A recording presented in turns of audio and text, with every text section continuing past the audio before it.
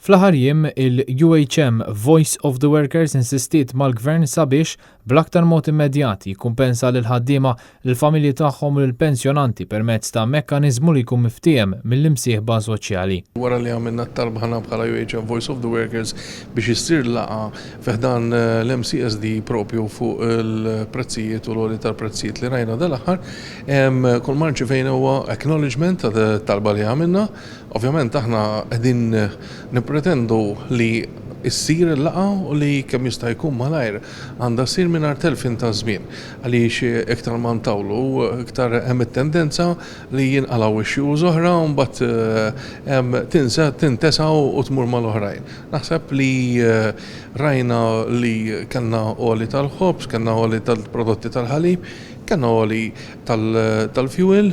Ovvjament, dana rridu nieħdu f'kuntest ukoll tas-salarji tal-ħaddiema Maltin u għawġin u naħseb li biex jiraq li allura gvern li jisma' poġġi bil-qiegħda jisma' it-talbiet li qegħdin nagħmlu aħna u jipprovdi soluzzjoni effettiva immedjata kemm jista' jkun mingħajr dewmien biex iwieżen il-biżijiet li jkunu qed iġorru l-familji Maltin u għawġin. L-ebda data jew konferma li din il-laqa ser issir. Il-Gvern jibqa' jkaxkar saqajh anke fuq xi ħaġa bħal din li direttament tolqot lil Maltin u l-Awċin kollha.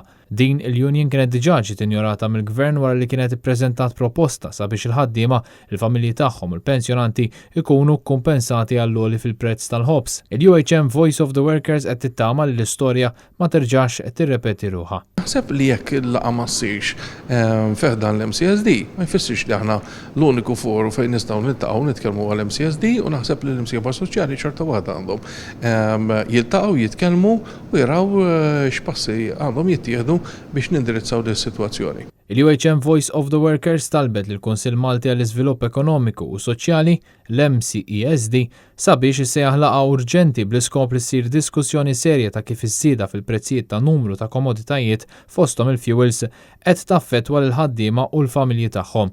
Il-UHM Voice of the Workers kitbet formalment lil John Bencini, chairman tal-MCESD, u saħqet sabiex l-MCESD għall-laqa b'urġenza ikun provdut b'tarif adekwat dwar kif qed jiġu kkalkulati dawn iż-żidiet. John Bencini u l-istess persuna li fl-2010 kien spalla ma' spalla mal-General Workers Union jipprotesta fit-toroq minħabba żieda tal-fuels.